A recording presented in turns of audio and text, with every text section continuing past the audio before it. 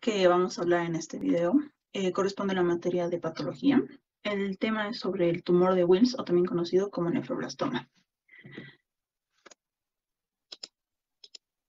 Bueno, como introducción y generalidades tenemos que el tumor de Wilms constituye aproximadamente uno de los tumores más frecuentes en lo que es la edad pediátrica. Se puede decir que inclusive aparece antes de los 5 años, pero no se llega a diagnosticar hasta los 6. La incidencia va más a niños de 2 y 3 años. Tenemos que el gen causante de este tumor va a ser el 11p13. Podemos decir que este tipo de tumor tiene una causa genética e incluso epigenéticamente hablando.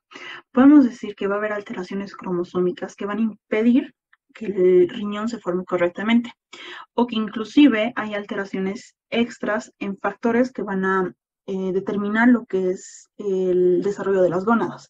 Entonces, al haber una falla genética, ¿va a haber un daño renal? Sí, pero también puede haber un daño gonadal. Podemos decir que el tumor de Wilson nefroblastomas es uno de los tumores sólidos intraabdominales de la infancia. Habíamos dicho que este tumor se lo va a diagnosticar en niños de 3 a 4 años, pero hay incidencia en niños de 6 años. Podemos decir que la incidencia es 1 de cada 10.000 niños. Podemos decir que este tipo de tumor va a afectar tanto a un riñón, que puede ser unilateral, se lo puede conocer como unilateral, puede ser bilateral, que va a dañar a los dos riñones, o multifocales, que va a haber regiones específicas del riñón de manera expandida donde va a estar afectado el riñón por estos tumores, ¿no? Esto se va a originar, este tumor de Wilms se va a originar a partir de restos de riñones inmaduros. Como habíamos mencionado, hay una falla en el gen que se va a encargar en la organogénesis de formar lo que es el riñón y las gónadas. Como habíamos mencionado, puede dañar tanto las gónadas como el riñón. Y podemos decir que eso se va a ir formando, como podemos ver en la imagen, restos de riñones inmaduros, ¿no? Que no se han llegado a desarrollar completamente. Eso sería en cuanto a lo que es la generalidad de lo que es el tumor de Wilms, o también conocido como nefroblastoma.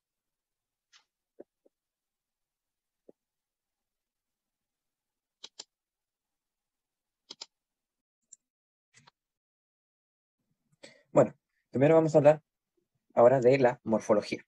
Primero, hay que destacar que esta tiende a presentarse como una masa grande, solitaria y bien demilitada, como se ve en la foto. O que también hay una posibilidad como de un 10% que puede ser bilateral o multicéntrico. También hay que destacar que al corte, este tumor es blando, homogéneo y con una división grisácea, y que también puede tener algunos focos de hemorragia o degradación quística y necrosis.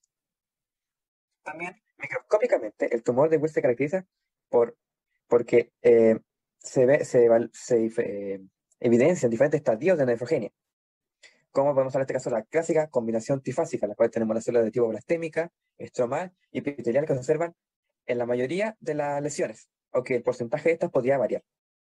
También hay una diferenciación epitelial, que suele adoptar la forma de túbulos o glomérulos abortivos.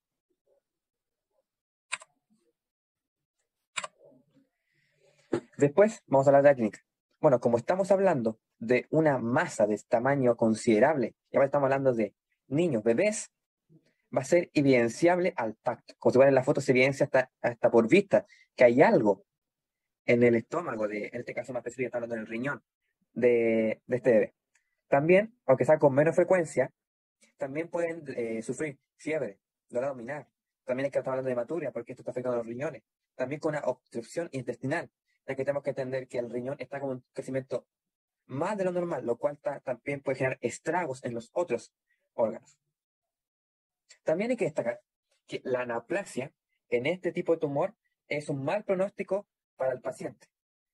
Pero esto depende si es local o no, ya que si es local, no va a haber mucha diferencia en su forma de actuar como con un tumor que no tuviera anaplasia. Pero en este caso, si es que presentara una anaplasia como es una anaplasia difusa, específicamente los que ya tienen una diseminación fuera del riñón, tienen un pronóstico menos favorable, lo cual es pues, muy importante tener identificado el patrón histológico de este tumor.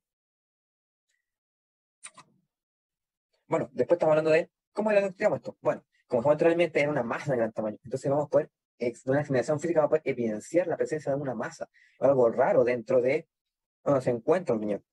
por lo que como vimos en la foto anterior, hay casos donde hasta con la vista podemos observar. También podemos hacer análisis de sangre y orina. Sí, puede ser que esto no nos ayude a identificar ciertos señales como tumorales o evidenciarlos, pero sí nos va a ayudar a identificar que primero hay un problema en el riñón, lo cual nos podría ayudar a indicar, hacer una mayor evaluación. Como en este caso puede ser comprar el diagnóstico por imagen, como la ecografía, la cual nos va a ayudar directamente a poder observar este caso del riñón y ver que hay una masa o hay algo ahí. También, como estamos hablando de tumor, hay que también hablar de los estadios, ya que este puede tener hasta 5 variaciones. Primero, el primer estadio, el cáncer solo se encuentra en el riñón y está totalmente contenido dentro de este.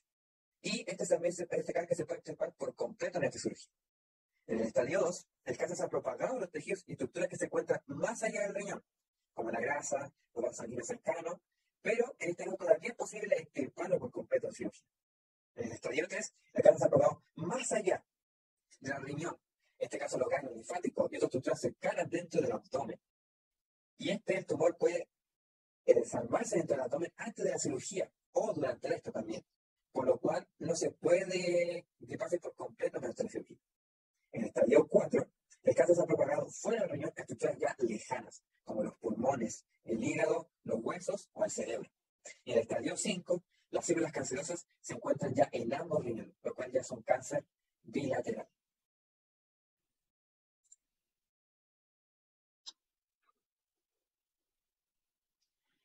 Un poco más sobre lo que es el tratamiento del nefroblastoma o tumor de Wilms, podemos decir que va a implicar lo que es un procedimiento quirúrgico. Puede haber lo que es la extirpación del riñón, total o parcialmente, inclusive puede llegar a haber casos en el que el paciente pediátrico tenga que recibir un trasplante de riñón. También podemos decir que va a haber un tratamiento con quimioterapia o inclusive con radioterapia.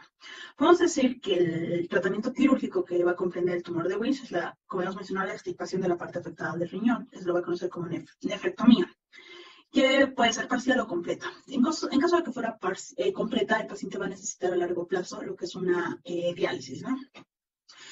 Podemos decir que inclusive la extirpación de los riñones de forma total o parcial, si es que el cáncer afectará a ambos riñones. El cirujano debe eliminar la mayor cantidad posible de cáncer de estos dos órganos para que no haya lo que es la metástasis, ¿no? Una metástasis posterior. Pero eso sería en cuanto al tratamiento. El tratamiento va a ir de acuerdo a la gravedad del tumor y cuánto afectado del riñón, o inclusive si ya ha afectado la parte de lo que son las gónadas, ¿no? Eso sería en cuanto al tratamiento.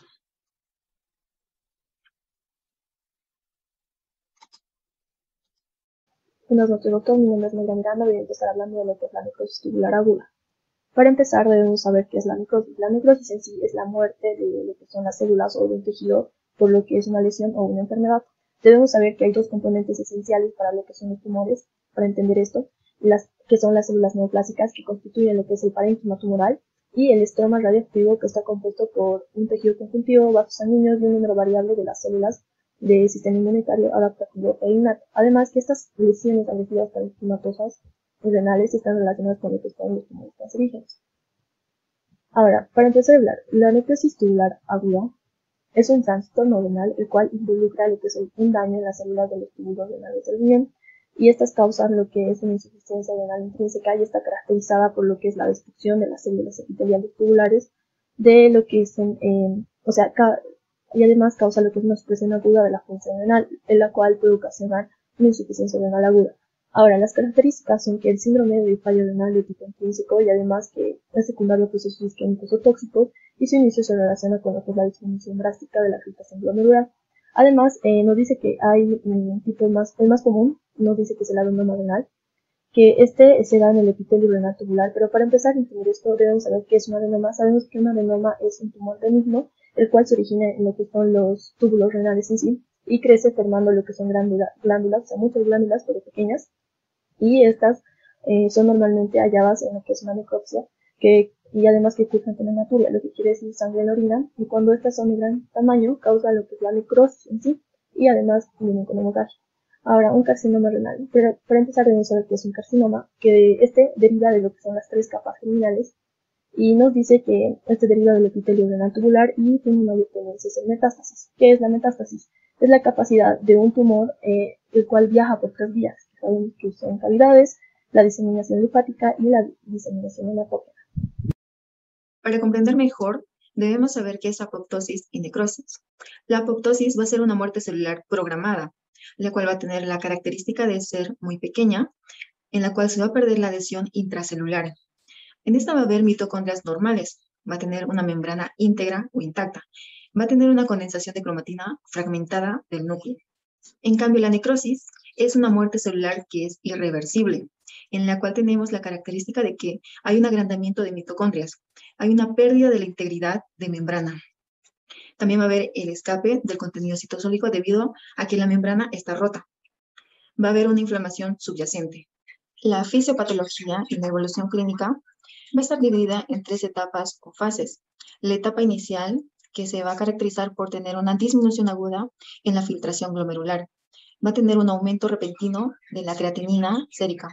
Va a haber un aumento de nitrógeno úrico en sangre. Esta fase tiene una duración de varias horas o días, en el periodo de tiempo que va desde el inicio del acontecimiento, por ejemplo, en la exposición a tóxicos y a la aparición de la lesión tubular. En la etapa de mantenimiento, va a haber una persistencia de elevación de creatinina, va a haber una disminución de la filtración glomerular, va a tener un periodo de 1 a 2. Esta fase se va a caracterizar debido a una disminución importante de la tasa de la filtración glomerular, que va a tener una retención de sustancias que normalmente son eliminadas en nuestros riñones, como ser la urea, el potasio, el sulfato y la creatinina. En esta fase vamos a observar la disminución máxima de la eliminación de orina. Esta retención de líquidos va a dar lugar a edema, a una intoxicación hídrica y a una congestión pulmonar. En esta podemos tener la oliguria, la cual puede causar hipertensión y signos de uremia. Para este es esencial que se aplique el tratamiento necesario, ya que si no se le aplica, va a provocar trastornos que puede causar convulsiones, solemia, coma y la muerte del paciente. La etapa de recuperación es en la que se detiene la lesión. Se inicia con un incremento gradual de la eliminación de orina y con una disminución de la concentración sérica de creatinina. En esta va a haber una diuresis que va a tener lugar generalmente antes de la normalización plena de la función renal. En la diuresis va a tener lugar generalmente antes de la normalización plena de la función renal. De manera que, de este modo, todavía vamos a poder observar concentraciones elevadas de nitrógeno, de la creatinina, del potasio y fosfato. Finalmente, se va a restablecer la función tubular renal, en la que los riñones vuelven a concentrar la orina. En algunos casos va a existir una lesión renal de una intensidad leve o moderada. La necrosis tubular aguda va a ser la causa más frecuente de la insuficiencia renal intrínseca y se va a caracterizar por la destrucción de las células epiteliales tubulares, con una supresión aguda de la función renal. Los procesos patológicos que pueden causar la necrosis tubular aguda son la lesión tubular aguda secundaria a la isquemia, la exposición a medicamentos o también los productos químicos nefrotóxicos que provocan la obstrucción tubular y las toxinas producidas en situaciones de infección masiva. Es importante recordar que también la isquemia intensa va a cursar con una necrosis cortical que va a dar lugar a una insuficiencia renal irreversible. Como en pacientes que han presentado hipovolemia intensa, sepsis, traumatismo o quemaduras. La sepsis va a inducir una isquemia a través de la combinación de la vasodilatación sistémica. En los pacientes con traumatismo o quemaduras, la necrosis tubular aguda se puede deber a numerosas causas como la hipovolemia y la mioglobina. La necrosis tubular aguda nefrotóxica da lugar a una lesión renal a través de diversas combinaciones de vasoconstricción renal. Esta lesión tubular es directa y tiene una obstrucción intratubular. Esta, dada a sus intensas vascularizaciones y su capacidad para concentrar de manera importante las toxinas del riñón, es especialmente vulnerable a las adicciones tóxicas. El riñón va a metabolizar compuestos relativamente inofensivos y la va a transformar en metabólicos tóxicos. Los medicamentos que inducen a un efecto tóxico directo para los túbulos renales son los antibióticos, como ser los aminoglúcidos. Los fármacos de quimioterapia, como ser el cisplatino y la ifosfamida. La nefrotoxicidad es causada por agentes de contrastes que parece deberse a una toxicidad tubular directa y a isquemia renal, el cual tiene el riesgo de la lesión renal a consecuencia de los medios de contraste, es mayor en las personas de una edad avanzada y también en pacientes que padecen diabetes o nefropatía. En los signos y síntomas, por lo general, en la necrosis tubular aguda es asintomática, pero esta puede causar signos o síntomas de lesión renal aguda. Por ejemplo, está la oliguria, que es típica en la etapa inicial si la necrosis tubular aguda es grave, la cual se refiere a que va a haber una disminución o ausencia de la producción de la orina. Sin embargo, esta producción de orina puede no estar reducida si la necrosis tubular aguda es menos grave. Por ejemplo, en una necrosis tubular aguda inducida por aminoglucósidos. Los síntomas generales que puede incluir en cualquiera de los siguientes es una disminución del estado de conciencia, estado de coma.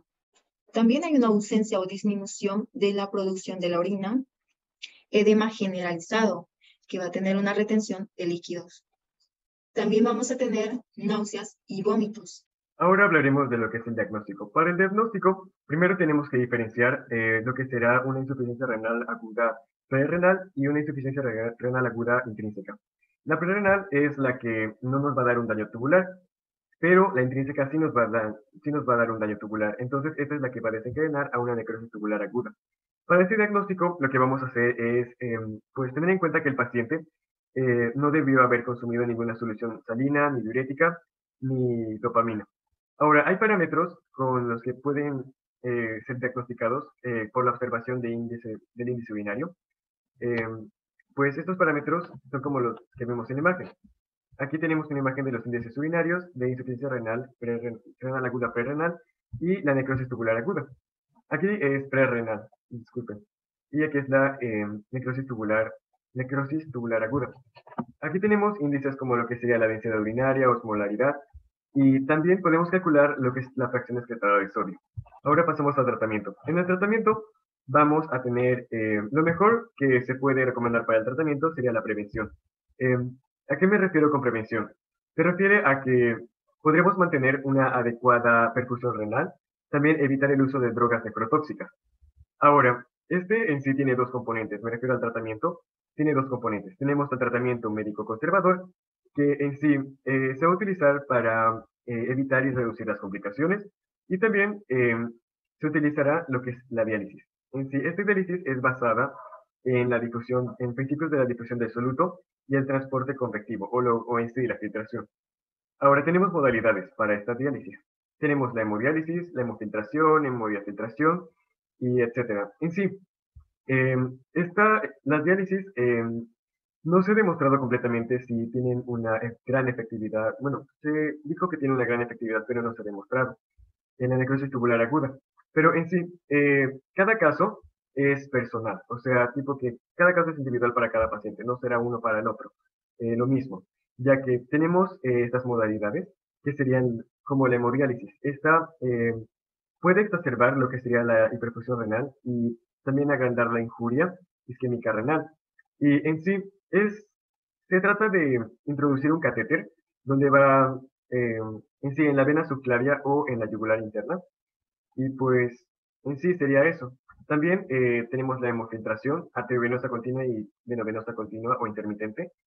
Y en sí, esta más la hemodiafiltración se utiliza para pacientes con una inestabilidad hemodinámica, como por ejemplo si tuvo alguna operación o algo parecido. Después tenemos la diálisis peritoneal y la ultrafiltración. En sí, en la diálisis peritoneal vamos a ver que en sí se introduce un catéter intraperitoneal. Ahora, en sí, todo esto se puede reservar para tratar complicaciones, como sería la uremia asintomática, también sería la sobrehidratación con algún edema pulmonar, también sería la hipercalemia, la acidosis reactiva y otras complicaciones, como también la pericarditis urémica. En esta vamos a utilizar lo que serían dosis bajas de lo que será la heparina. También vamos a poder usar la hemodiálisis o la hemofiltración o la hemodiafiltración. Gracias por su atención.